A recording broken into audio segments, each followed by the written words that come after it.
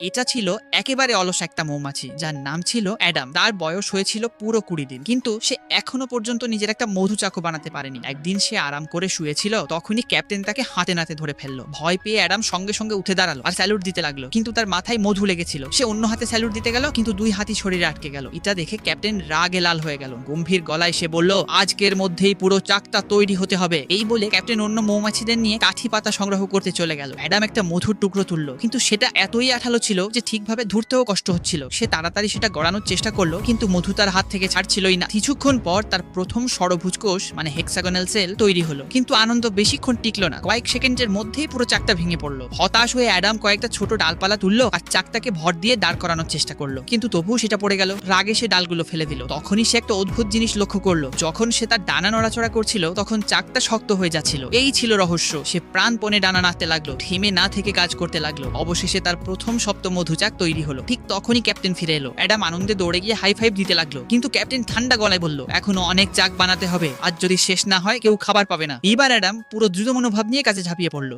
ঘন্টার পর ঘন্টা কেটে গেল। অবশেষে ক্লান্ত হয়ে সে মাটিতে লুটিয়ে পড়লো। যখন ক্যাপ্টেন ও বাকিরা ফিরে এলো, সবাই অবাক হয়ে গেল। অ্যাডাম একাই একটা বিশাল একটা মধুচাক বানিয়ে ফেলেছে। প্রথমবারের মতো সবাই সেই অলস মৌমাছির দিকে গর্ব